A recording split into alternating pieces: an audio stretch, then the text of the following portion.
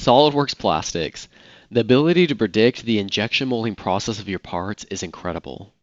Engineers are able to design molds and correctly change part designs before ever spending the money or time making a mold prototype. It is just cool. In SOLIDWORKS Plastics 2024, it uses automation to help you make better plastic parts and allows you to easily set up multiple studies to run. This plastic part supports the rider's cast when powering the Bowhead RX.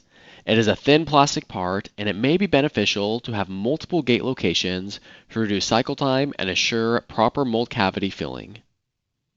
Now in Plastics 2024, the Injection Location Advisor can automatically suggest multiple gates and their optimal locations.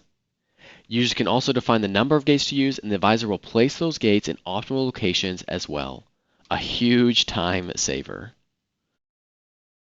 Now, let's say that you have a new part, like this cable cover, and you want to test multiple scenarios with different materials and study types. The new Batch Manager overhaul makes it easier than ever to queue up a bunch of studies and run them with one click.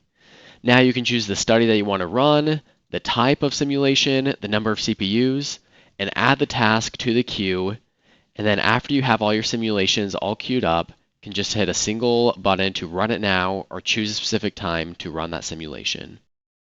Also, as with almost all new SOLIDWORKS Plastic releases, they are continuously adding to the vast material database that comes built into the license to have the most up-to-date materials that plastic pellet manufacturers are providing for your products.